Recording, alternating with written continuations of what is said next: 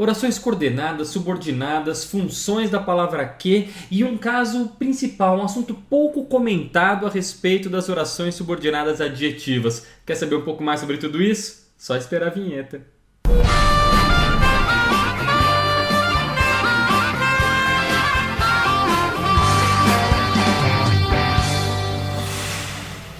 E aí, uma excelente manhã, uma excelente tarde, uma excelente noite para você, concurseiro, concurseira, vestibulando, vestibulanda, para você que está se preparando para a sua próxima prova de português. Professor Caco Pena, novamente aqui com você, falando hoje a respeito de algo bem delicado, um assunto bem aprofundado a respeito de classificação de orações e no final tem um ponto bem interessante a respeito das orações subordinadas adjetivas, algo pouco comentado em aulas e enfim.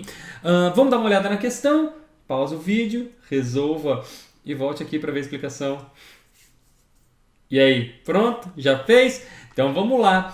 Você percebe que a gente tem aí uma questão sobre classificação de orações inicialmente. Por quê? Para eu perceber qual é a função desse que, eu preciso, claro, entender o que essa oração está fazendo, como que o contexto está trabalhando. Lembra sempre disso, cara. Eu só consigo saber tanto alguma função morfológica quanto sintática, uma vez que elas estão 100% relacionadas, já falamos sobre isso aqui, quando eu considero todo o contexto da sentença. Então vamos ver isso aí, ó. Considero que esse cruzamento entre instituições que se encarregam de atribuir significados à escrita e à leitura permite que se visualizem algumas das contradições entre diferentes concepções que orientam as abordagens de ensino em sala de aula. Caco, mas como é que eu vou classificar e separar e analisar tudo isso? Cara, lembra, classificação, nomear, é uma consequência da análise. Primeiro eu preciso analisar, preciso entender. Entendendo a sentença, a classificação vem porque a análise vem. Então vamos começar sempre pelos verbos. Separei os verbos.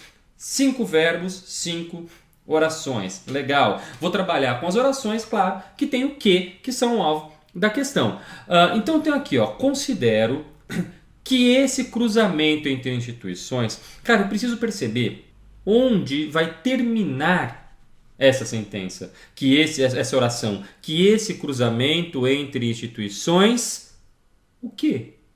Como assim, cara? Porque entre instituições, eu vou dar uma informação para as instituições. Instituições que se encarregam de atribuir significados, escrita e leitura. Isso aqui é uma informação para as instituições. Uma oração subordinada adjetiva restritiva, certo? E onde termina, então, essa oração aqui? Que esse cruzamento entre instituições permite. Beleza. Então esse cruzamento de instituições permite, e aqui eu vou começar outra estrutura, que se visualizem algumas das contradições, outra oração.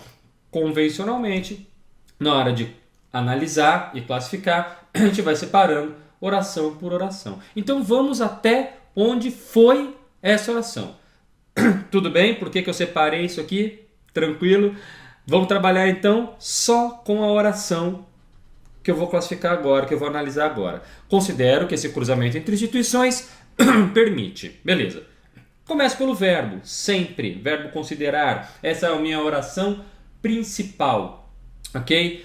Considero algo. Tenho a minha oração que eu vou classificar agora. Por que oração? Porque tem outro verbo. Verbo transitivo direto. Precisa de um objeto direto. Quem é o objeto direto desse verbo considerar? Considero isso. Considero isso. Vou deixar aqui para você na descrição outros vídeos relacionados ao assunto de orações subordinadas, tanto substantivas quanto adjetivas, ok? Vai estar tudo aqui na descrição para você aprofundar o seu estudo e voltar até em alguns aspectos teóricos, beleza? Então tenho meu verbo transitivo direto, tenho aqui o meu objeto direto. A diferença aqui entre esse objeto direto e se fosse, por exemplo, considero a verdade é objeto direto. A diferença é que dentro desse objeto direto eu tenho um verbo.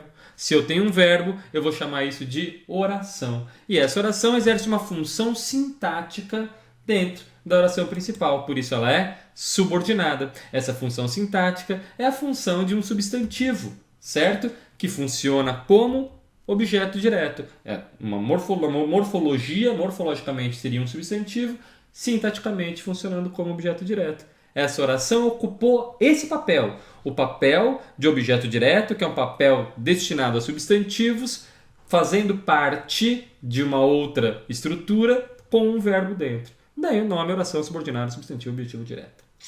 Tranquilo? Beleza? Mas nem foi isso que a questão perguntou. Isso aqui eu quero para deixar bem claro para você o que está acontecendo aqui e para você ter isso em mente, essa ideia da oração. Por quê?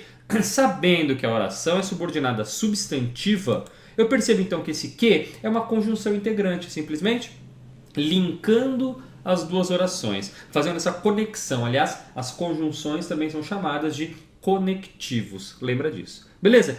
Essa estrutura vai ser a mesma da terceira oração que ele me deu, do que número 3. Tá? Permite que se visualizem algumas das contradições entre diferentes concepções. Então, permite o quê? Vamos dizer assim, tá? Você parar essa oração que vai classificar concepções, vai dar uma informação para concepções. A gente vai falar dessa oração daqui a pouco, ok? Vamos trabalhar com o terceiro que vai ter a mesma estrutura desse aqui. Permite, verbo transitivo direto, permite isso. Verbo transitivo direto, objeto direto. Dentro do objeto direto tem um verbo. Esse que iniciando uma oração subordinada, substantiva, objetiva direta, conjunção integrante. Então os ques número 1 e 3 são conjunções integrantes. Beleza. Agora, vamos dar uma olhada neste que aqui, no segundo que. Esse cruzamento entre instituições que se encarregam de atribuir significados à escrita e à leitura. Bom, essa oração aqui está caracterizando instituições. Está dando uma informação a respeito do substantivo. Tem verbo, é oração. Dá uma informação, trabalha para a oração principal, é subordinada. Só que ela não está exercendo o papel do substantivo. Ela está dando uma informação para o substantivo. Quem dá informação para o substantivo é adjetivo. Restringindo ou explicando, né? Papel de restrição ou de explicação. Aqui são só as instituições que se encarregam de fazer isso, não são as outras. Restritivo. Oração subordinada ativa restritiva. Beleza, mas o que interessa aqui então para a questão é diferenciar substantivas dos adjetivos para poder perceber o que? Conjunção integrante e pronome relativo. Por que pronome relativo? Porque ele substitui o substantivo anterior. Então eu tenho esse cruzamento entre instituições, permite, tal. Beleza. O cruzamento, ou as instituições se encarregam de atribuir significado à escrita e à leitura. Então esse que substitui o substantivo anterior. Por isso que ele é um pronome relativo, se relacionando ao termo. Você percebe que esse que aqui não está substituindo um substantivo anterior. Não, ele está linkando orações. Esse aqui está se referindo a um substantivo.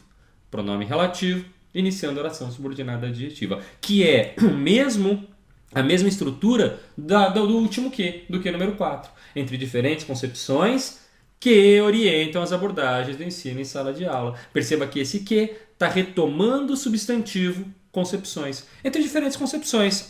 Essas concepções orientam as abordagens de ensino em sala de aula. Para não repetir concepções, troca pelo pronome relativo. Oração subordinada adjetiva, restritiva também, e o que? Pronome relativo. Então até aqui, primeiro passo da questão. Diferenciamos a conjunção integrante do pronome relativo. Lembrando que a morfologia está 100% relacionada à sintaxe, ok? Ou seja, perceber a conjunção e o pronome relativo está conectado e interligado a perceber a oração subordinada adjetiva e a oração subordinada substantiva. Beleza, primeiro ponto. Próximo ponto, aquele detalhe que eu te falei, pouco comentado a respeito das orações subordinadas adjetivas, ok? Os empresários saíram da reunião revoltados. Vamos comparar essa estrutura aqui com uma outra possibilidade. Aqui eu tenho o sujeito, os empresários, revoltados, uma informação para o sujeito fora do sujeito, ok? O nosso famoso predicativo do sujeito, uma informação para o sujeito fora do sintagma do sujeito. Os empresários saíram da reunião, todos saíram. Revoltados. Todos eles estavam revoltados. O predicativo do sujeito, por estar fora do sintagma, acaba abarcando todo o grupo ao qual o termo se refere, certo? Os empresários são todos. E estavam revoltados. Beleza. Diferentemente do que eu fizesse. Os empresários revoltados saíram da reunião. Se eu digo os empresários revoltados saíram da reunião, você percebe que o meu sujeito aqui não é só os empresários, é os empresários revoltados. Então eu teria 5 empresários, 3 revoltados e 2 de boas. Quais empresários saíram da reunião? Os empresários revoltados. Os empresários revoltados saíram da reunião. Então uma coisa é, os empresários revoltados saíram. Outra coisa, os empresários revoltados, estavam revoltados, saíram. Nesse caso, o núcleo do sujeito é empresários, revoltados é o adjunto adnominal. Cara, perceba a diferença semântica e estrutural entre um predicativo do sujeito e um adjunto adnominal. Ok? Como o predicativo do sujeito está fora do lugar, vamos dizer assim, ele está fora da oração, é um termo adicional que eu estou colocando para a oração, eu posso brincar com ele. Eu posso colocá-lo no começo da sentença. Revoltados, os empresários saíram da reunião. Eu posso intercalar entre o sujeito e o verbo. Os empresários revoltados saíram da reunião. E você vê a diferença entre essas duas estruturas, então. Aqui é o primeiro que eu te expliquei, abarcando todo o grupo, todos os empresários, predicativo. Na segunda, eu vou ter só os empresários revoltados, adjunto. Tudo bem? Por que eu estou te falando isso? Eu posso trabalhar, em vez de um simples adjetivo para dar essa informação, eu posso trabalhar com uma oração. Os empresários que estavam revoltados saíram da reunião, tendo a minha oração subordinada adjetiva explicativa. Os empresários revoltados. Os empresários que estavam revoltados. Oração porque tem verbo, subordinada porque trabalhou para outra, adjetiva porque está fazendo o papel de um adjetivo, tá vendo aqui em cima? Explicativa porque abarcou todo o grupo, me explicou uma informação a respeito dos funcionários, ok? Diferente do que se fosse isso aqui, ó. Aqui são só alguns, aqui eu restringi o sentido de empresários, só os empresários revoltados. Aqui são todos, aqui são só esses, eu restringi o sentido. Posso trabalhar isso aqui com uma oração? Pode. Os empresários que estavam revoltados saíram da reunião. Então você percebe que, transformando esse adjetivo nessa semântica de restrição em uma oração, eu vou ter uma oração subordinada adjetiva restritiva. Aonde eu quero chegar com isso? Quero te mostrar que uma oração subordinada adjetiva restritiva é sintaticamente equivalente a um adjunto adnominal. Certo? Uma explicativa seria correspondente a um predicativo do sujeito. Uma restritiva correspondente a um adjunto adnominal. E foi justamente isso que a banca cobrou no item D. Olha que ele fala aqui, ó, um pronome relativo introduzindo uma oração que exerce função sintática de adjunto adnominal. E grande parte dos erros gerados a partir dessa questão foi justamente porque o cara falou, cara, mas espera aí. É uma oração subordinada adjetiva, não é oração adjunto adnominal. Nunca ouvi falar em adjunto adnominal, não na classificação, mas sim na função. Por isso que eu gosto sempre de deixar claro, a análise é uma coisa, a classificação é outra. A classificação é nomear o que eu percebi a partir da análise. Agora o que a gente fez foi uma análise da estrutura, da sintaxe e da semântica. Classificar ou não uma oração adjuntiva adnominal? Poderia chamar, mas não chama, chama outra coisa.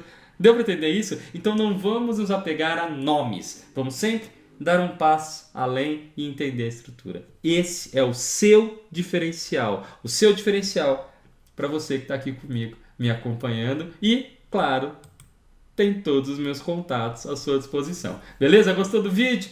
Não esquece de se inscrever no canal. Aprendeu alguma coisa hoje? Ou então revisou aquilo que já sabia? Teve mais certeza ainda?